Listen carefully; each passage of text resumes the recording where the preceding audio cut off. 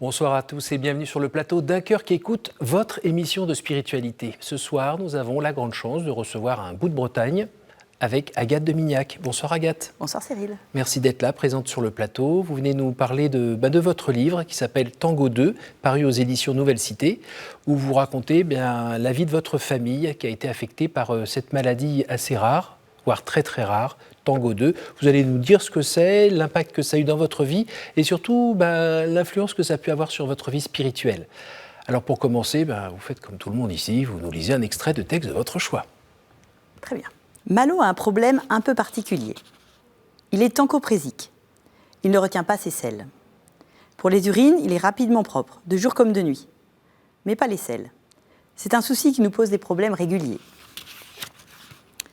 Nicolas distille beaucoup d'humour à ce propos.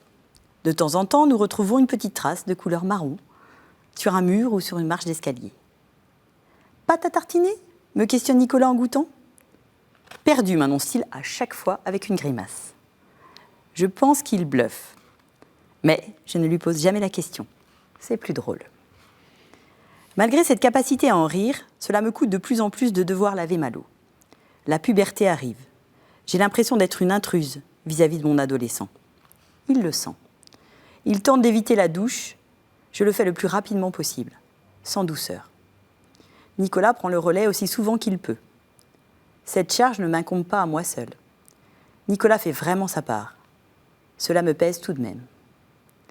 C'est avec ce poids que je me rends un jeudi soir de Semaine Sainte à la célébration de la Seine. Je suis au fond de l'église avec un enfant qui bouge beaucoup. Je ne me rappelle plus lequel. Je regarde le prêtre qui lave un des deux pieds d'un paroissien. Je trouve cette scène un brin amusante. Ils ont les pieds bien propres et ils n'en lavent qu'un seul. Je réfléchis à ce geste qui se perpétue depuis des siècles. Jésus a été le premier de la longue chaîne. Il veut nous dire quelque chose. Il veut me dire quelque chose. Lorsqu'il lave les pieds de Pierre, ceux-ci doivent être bien plus sales que ceux d'aujourd'hui.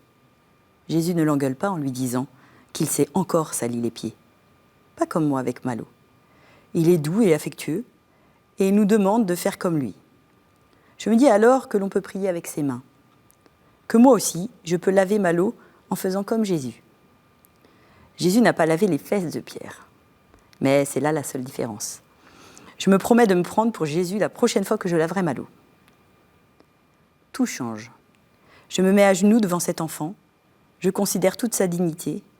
Je le lave avec soin, avec douceur et attention. Je me connecte au divin tout en maniant mon gant de toilette. Malo est beaucoup plus détendu et ces moments deviennent des moments d'affection et de tendresse. Ces moments deviennent des prières.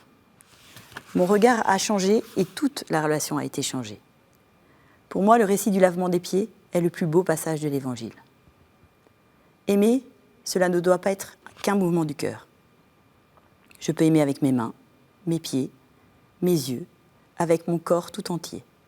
Se mettre à genoux devant son adolescent pour sa toilette, c'est peut-être une chance, une grâce, un cadeau finalement. Changement total de perspective. C'est beau. Et c'est à l'image de tout le livre en fait, où on sent que vous n'êtes pas en train de faire des grandes théories fumeuses, vous racontez le quotidien avec ses difficultés. C'est pas juste une fois, c'est tous les jours, oui. Sur plusieurs années. Et puis pas avec un enfant. Alors, aidez-nous un tout petit peu à vous situer. Vous venez d'où? Qui êtes-vous? Alors, je m'appelle Agathe et je suis mariée à Nicolas depuis 23 ans. Et en fait, nous avons eu 5 enfants. Le premier s'appelle Malo, c'est celui dont je parle dans le récit. Malo, aujourd'hui, a 21 ans. Et Malo, quand il était petit, il est né, tout allait bien. Et quand il a commencé à grandir, on a commencé à lire des signes un peu inquiétants de handicap mental et un peu physique. Besoin de dormir? Alors, il avait beaucoup besoin de dormir, problème de thyroïde, des espèces de crises musculaires où il tombait sur le côté, il avait la tête qui tombait aussi sur le côté. Des petits signes qui se sont accumulés avec les années, et quand il est rentré à l'école, là, les enseignants m'ont dit « il y a un problème, votre enfant est handicapé ». C'était un peu violent, pour ne pas dire très violent. Votre mari avait senti un petit peu? Mon mari avait vu, il avait vu des choses.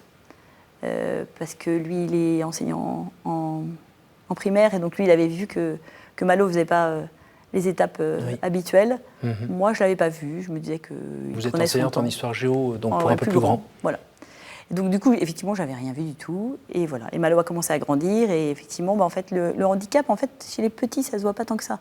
C'est quand l'enfant grandit, en fait, que ça se voit. Et donc, il y a eu plusieurs... voilà. Il a eu du mal à parler. La marche a été acquise normalement, mais il avait parfois de grandes faiblesses neuromusculaires. Donc, on ne pouvait pas faire grand-chose au niveau sportif. Enfin, voilà, il ne s'est pas... Et le fameux diagnostic, il est tombé quand? Il est tombé quand Malo avait 16 ans. Donc en fait, le diagnostic, on nous a dit qu'il était handicapé, hein, ça nous l'a dit assez vite. Ils ont bien vu, les neuropédiatres, les généticiens, voilà. Bon, nous, on n'a pas non plus insisté beaucoup au niveau du diagnostic parce que... Donc on a eu d'autres enfants derrière. On a eu d'abord Inès, qui a aujourd'hui 17 ans, qui s'est développée extrêmement rapidement. Et puis ensuite, on a eu Jeanne, qui a eu les mêmes symptômes que Malo, qui commençait à se développer. Et alors, moi, je me disais que, voilà, est-ce que c'était si grave que ça? J'ai pas réussi à me dire que oui, c'était grave. Donc, je me suis dit, on a vu plus vite, donc en fait, elle sera moins handicapée. Et ensuite, on a une petite Isabelle, qui a aujourd'hui 12 ans.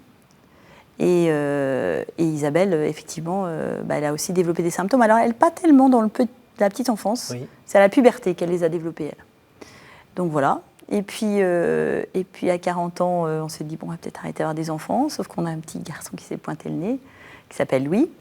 Et après la naissance de Louis, là, on s'est dit qu'il fallait vraiment arrêter d'avoir des enfants. Et à ce moment-là, la pédiatre endocrino m'a dit, écoutez, est-ce que vous voulez qu'on recherche encore un peu de la génétique? Et cette fois-ci, j'étais prête, parce que je voulais... Voilà. En fait, on ne voulait pas, avec mon mari, choisir nos enfants. Oui. C'était un truc qui était... Donc, en fait, on se disait, on ferme la porte de la génétique, on a tous nos enfants. Éventuellement, on va la rouvrir une fois qu'on a nos enfants.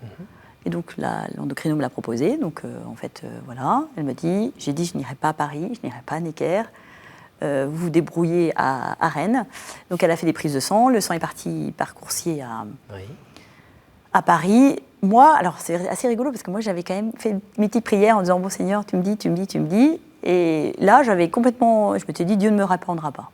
Donc voilà, et puis assez rapidement, genre 6 mois ou 8 mois après, ce qui est très rapide en génétique, les médecins de Necker m'appellent en disant « on a trouvé ».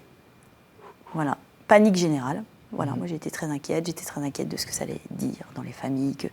Voilà, la génétique, le problème c'est qu'en fait on peut remonter des arbres généalogiques, alors donc en fait il y a peut-être un coupable, donc voilà.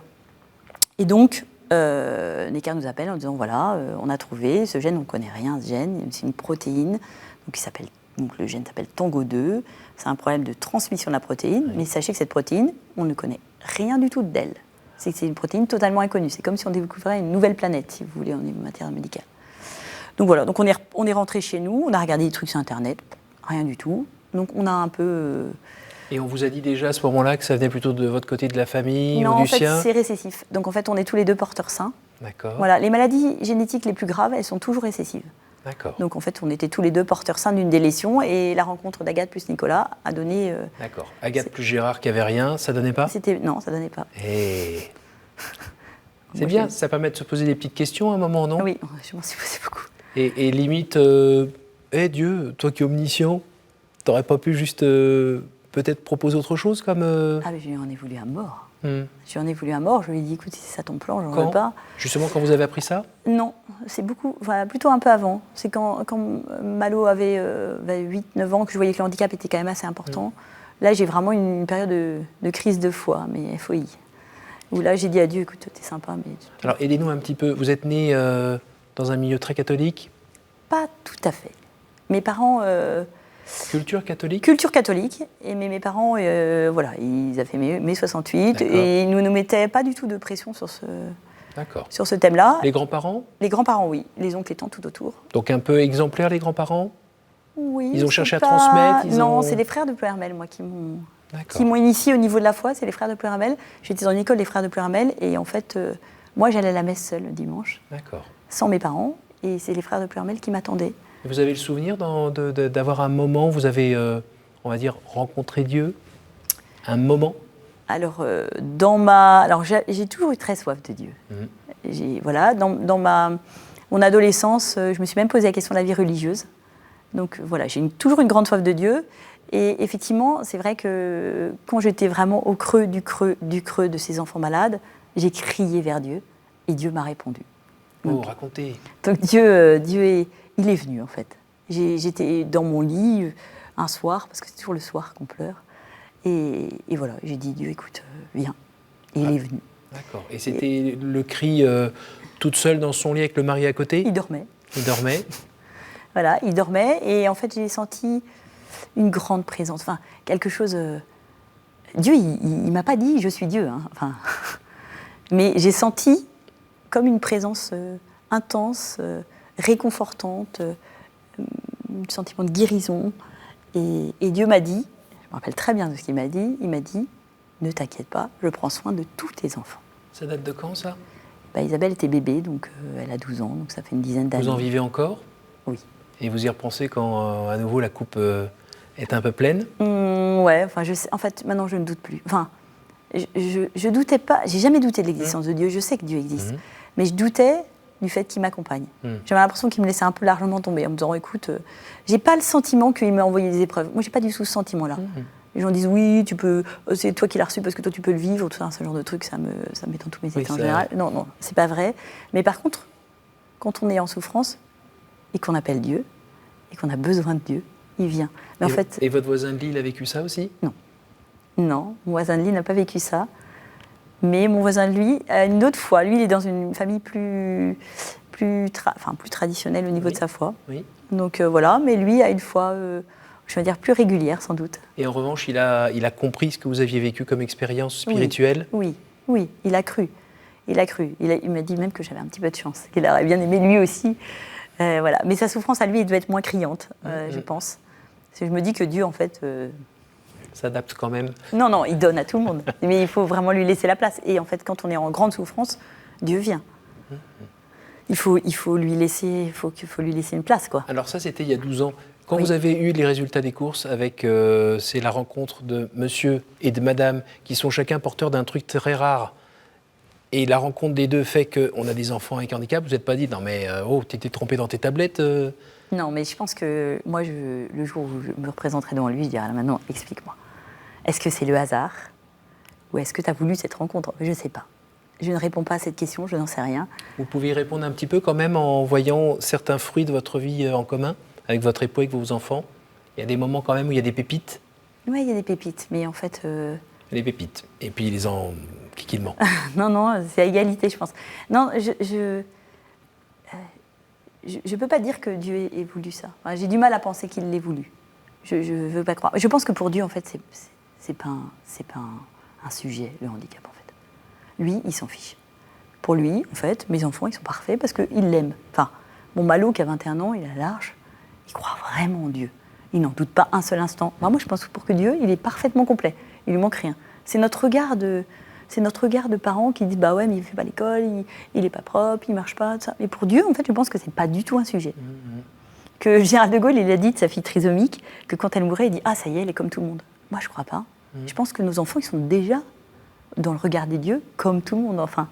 Et dans le regard des autres? Alors, le regard des autres, c'est un autre problème.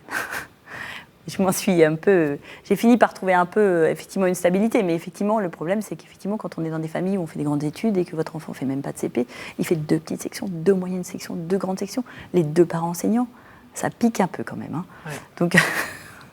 Donc voilà, ça... Donc l'amour propre, il est bien... Mais je pense qu'en fait, ouais. Il est bien cassé, ouais. Ça fait du bien, ça. Je pense qu'en fait, avoir des enfants, c'est ravaler son orgueil, quoi qu'il arrive pour tout le monde. Je pense. Vous connaissez mes enfants? Non, mais tout le monde, on en fait tous l'expérience, sauf que nous, on l'a fait très rapidement. Donc voilà, nous, on a dû abandonner les études, on a dû abandonner, je sais pas moi, les grandes marches en montagne, les grands voyages. Il y a plein de trucs qu'on n'a pas fait, parce que quand vous avez 3 enfants sur 4, parce que lui est arrivé après, on a 3 enfants sur 4 qui sont malades, qui ne peuvent pas faire de marche parce qu'ils ont des problèmes neuromusculaires, qui ne peuvent pas parler, qui ont des grandes fatigues, qu'il ne faut pas coucher tard, qu'il faut donner à manger tout avec régularité, bah forcément, il y a un certain nombre de choses que vous abandonnez. Mais je pense qu'en fait, on a gagné. On a été plus rapide que beaucoup de parents, mais que tous les parents arrivent à la même conclusion à un moment. Des fois, c'est 90 ans, mais... Et dans la rue, le regard des gens dans la rue, ou la famille? Alors, la famille. La rue, j'ai pas tellement à m'en plaindre. J'ai pas tellement... Parce que vous la voyez pas, vous êtes dans votre voiture avec des vitres fumées. Non, j'ai un vélo triporteur, donc on me voit. C'est beau la Bretagne. Donc voilà. Non, la famille, la famille, je crois qu'elle était bienveillante, mais nous, les mamans d'enfants handicapés, on est un petit peu à fleur de peau, donc en fait, on prend tout mal, en fait. Enfin, c'est-à-dire que si la personne ne vous regarde pas, voilà. elle vous ignore. C'est ça. Si elle est trop près, elle a pitié, elle fait quoi là? J'ai une de mes cousines qui a un garçon autiste qui me dit de toute façon, quand on te dit « ouais, il a fait des progrès », tu dis « bah ouais, enfin quand même c'est dur ». Et quand on dit « il n'a pas fait de progrès », tu dis « bah si quand même, il a fait des progrès ». Donc en fait, je pense que nous, les mères d'enfants handicapés, on prend un peu tout mal tout le temps. Donc voilà. Et il faut vieillir un peu, sans doute. Alors comment il faut vous parler? Je sais pas, il faut être gentil. Et puis quand on fait des gaffes, il faut demander pardon. Et c'est tout. Et la place de l'enfant qui n'est pas avec ce tango 2? Ah, ça, c'est très compliqué. C'est très compliqué. En fait, effectivement, donc Inès, en fait, elle a 17 ans et donc elle a vécu toute sa vie avec 3 enfants malades autour d'elle. Et en fait, elle a eu l'impression de ne pas être normale. Assez surprenamment. Enfin, oui. voilà. Donc on a longtemps voulu à la maladie. Aujourd'hui, je trouve que ça commence à aller bien. Et puis il a fallu aussi qu'elle trouve sa place avec les 2 parents qui avaient des rapports, beaucoup d'énergie, beaucoup de temps à consacrer aux 3 autres et un peu moins à elle, j'imagine. Ouais, alors on a essayé de garder une vie la plus normale possible. J'ai cru qu'on y était arrivé. Et puis l'autre jour, elle a parlé à un journaliste et je me suis dit, ah, en fait, peut-être pas tout à fait. Elle a dit qu'elle avait souffert et qu'elle aurait rêvé de faire de l'acrobranche ou des choses comme ça et ça ne l'a pas fait. Et alors la maman qui a plein de choses à transmettre à ses élèves et à se transmettre à ses enfants, elle peut transmettre quoi? Eh bien justement, il y a un abandon là, à ce niveau-là. C'est pas pareil. En fait, ces enfants ont des problèmes de mémoire de travail, etc. Donc, en fait, quand il faut apprendre, en fait, ça demande des heures et des heures et des heures d'apprentissage. Il faut y aller et revenir. Et je dis dans le bouquin, des fois, j'ai l'impression de connecter les neurones à la main et que quand j'en connecte un, il y en a un autre qui se déconnecte de l'autre côté. Donc, faire les branchements moi-même. Voilà, mais je sais pas si finalement c'est le plus important aujourd'hui. Et pour Inès? Alors, Inès, elle a tout fait toute seule. Elle est allée à grande vitesse. Voilà. C'est comme souvent d'ailleurs les enfants qui ont un frère ou une sœur handicapée, en fait, on en a souvent un avant ou après qui va à fond les gamelles. Et donc, nous, c'est Inès. Oui. Et puis parfois qui se sont aussi un peu responsables des autres autour et qui essayent d'aider un peu les parents. Oui, alors là, elle revient d'un an aux États-Unis. On l'a envoyée un peu loin pour qu'elle décroche de cette idée-là. Mais elle a très bien décroché. Qu'est-ce que vous avez voulu dire dans ce livre? J'ai pas voulu redire des choses au départ. En fait, au départ, je l'ai écrit pour moi. J'ai écrit parce que ma petite Isabelle, donc, qui est la 3e tango 2, allait de moins en moins bien. Et j'étais effondrée. Et j'ai écrit pour me mettre ce truc à distance. En fait. Vous avez touché le fond du bocal, vous? Oui. C'est comment? Ça s'est pas trop vu. Les amis, quand ils lisent le bouquin, ils me disent « Ah, on se doutait pas ». Mais en vrai, quand vous y êtes, c'est comment? Je pleure tout le temps. Le moindre truc et les larmes arrivent. Donc, ça sent la mort dans le coin? C'est noir, on est tout seul? Ouais, sentiment de se dire qu'en fait, on est seul au monde et que personne d'autre ne vit ce qu'on vit. Alors, personne vous comprend? Personne ne comprend. Même le mari? Ah, le mari, si. Moi, le mari, il a été... nous, au niveau de notre couple, je ne sais pas ce qui s'est passé, mais on n'a pas trop... Parce qu'on parle aussi de l'incommunicabilité des êtres, c'est-à-dire qu'à un moment, il ne peut pas complètement comprendre. Alors, il ne comprendra pas complètement, mais dans un couple... Mais là, quand même, dans ce cadre-là, puisque vous viviez à peu près le même réel... En fait, dans notre couple, quand il y en a un qui flanchait, l'autre prenait le relais. Globalement, en fait, l'autre, sans doute, s'interdisait. Je ne sais pas trop ce qui s'est passé, mais l'autre prenait le relais en disant « Écoute, regarde, s'il y a de l'espoir, regarde, relève le nez ». Donc, voilà. Mais, enfin, qu'est-ce qui a fait que vous avez pu sortir un peu du fond? Écrire. Donc, en fait, j'ai écrit pour moi et j'ai offert ce manuscrit. Donc, j'ai écrit pendant 2 mois non-stop et j'ai offert ce manuscrit à mon mari qui l'a lu et qui m'a dit « J'aurais jamais écrit un truc pareil, j'ai pas souffert comme toi ». Donc voilà, il m'a dit, il a accueilli ça, mais il me dit, moi, j'ai pas souffert autant que toi. Wow. Donc voilà. Et puis après, communication de couple, écrivez un livre. On retient. Et voilà. Et en fait après, voilà. Puis après le manuscrit, en fait, il est parti dans d'autres mains. Et voilà. Et c'est comme ça qu'effectivement, il arrive dans les mains de Nouvelle Cité. Voilà. Et qu'est-ce que vous avez envie de dire aussi maintenant? Enfin, finalement, c'était pas voulu au départ, mais aujourd'hui, vous pensez que les gens qui le lisent, ça va faire quoi? Ça va leur ouvrir les yeux sur quelque chose qu'ils méconnaissent, cette affaire qui concerne, je crois, il y a 100 cas dans le monde? Alors en fait, on est 5 familles en France. Hein. Et chaque famille est unique. Enfin, c'est-à-dire qu'en fait, pour l'instant, on n'en connaît tellement rien. C'est qu'en fait, oui, mes enfants ont la même maladie que d'autres enfants de Tango 2 en France et dans le monde. Il y en a une centaine de cas, effectivement. Mais en fait, pour l'instant, on n'en sait pas grand-chose. Voilà, on a découvert la maladie il y a 5 ans, donc on n'a que 5 ans de retour. Donc en matière de recherche, c'est quasi nul. Enfin, donc J'ai pas envie de parler en fait. Enfin, je l'ai appelé Tango 2 parce que je trouvais en plus que le nom était très beau. Je me dis ça chante bien voilà, pour qu'on connaisse le nom de la maladie, parce qu'effectivement elle est extrêmement confidentielle. Mais en même temps, ce que j'ai découvert est universel. Ce que je découvre en fait, c'est que Dieu nous accompagne tout le temps, même quand on le sent pas. Il est là.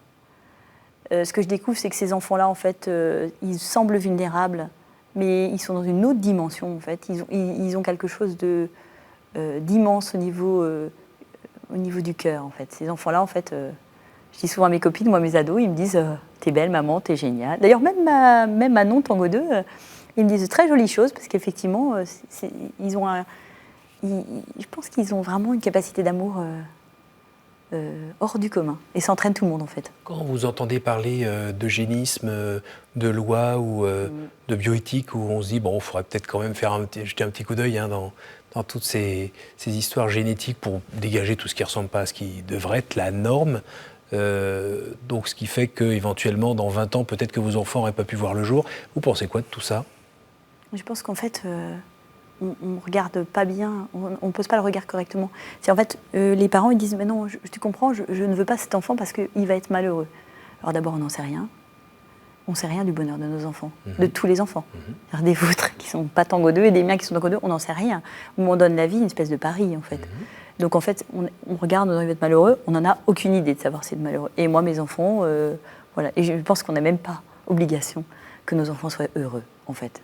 Nous, on a obligation de les aimer, mais le bonheur, en fait, ça leur appartient à eux, en fait. Donc, voilà. Et la deuxième chose que je voudrais dire, c'est que en fait, tout être est vraiment digne, en fait. C'est que mes enfants, effectivement, sont à égale dignité. Donc, effectivement, nous, on n'a pas voulu du tout rentrer dans le diagnostic préimplantatoire, tout ça. On a effectivement repoussé ça, mais c'est pas tellement par... l'Église catholique porte un regard, mais nous, c'est parce qu'on trouvait que finalement, c'était le plus sensé. C'est que si vous commencez à zigouiller tout le monde, celui qui survit, il a une pression folle. Il a intérêt à ne pas décevoir. Et c'est surtout ça, en fait. À la limite, ceux qui meurent, ils n'ont plus rien à dire. Hop, ils vont dans les bras du Père, c'est fini. OK. Mais celui qui est vivant, il a une injonction de réussite. Si jamais il lui arrive un truc, qu'il ne fait pas d'études, qu'il n'est pas beau comme il devrait être, qu'il a un défaut qui agace terriblement le parent, en fait, c'est horrible, la relation qui se crée. En fait, c'est dans la relation parent-enfant. Vous voyez, en fait, non, en fait, ces enfants, on ne les choisit pas, on les reçoit et on les prend. Puis après, dans l'absolu, qu'est-ce que la normalité, hein ? Ah oui, alors après, il n'y a plus de limite. Mais même, j'ai envie de dire, de toute façon, quelle que soit la limite que vous commencez à mettre, à partir du moment où vous en mettez une, ça veut dire que celui qui a franchi qui a franchi le cap, lui, en fait, il a un truc sur les épaules de ma boule. Hein. Donc, en fait, voilà. Moi, je me dis juste qu'en fait, ce que propose l'Église, c'est juste très humain. Donc voilà, très humain, parce qu'effectivement, il faut que vous les accueilliez tous. Voilà, moi, mon Inès, elle a le droit de se planter. Et mon petit Louis aussi. Ils ont le droit d'être moyens. Voilà, parce qu'on leur a pas mis la pression. On a dit on prend tout le monde. Donc, est-ce que vous pourriez nous dire en un mot si votre regard sur le handicap a changé entre vos 16 ans et aujourd'hui ? Énormément, oui. En fait, mon regard sur le handicap, mes enfants, en fait, je les regarde pas comme des handicapés. Ben non. En fait. Comme vos enfants, peut-être ? C'est mes enfants, tous, les 5.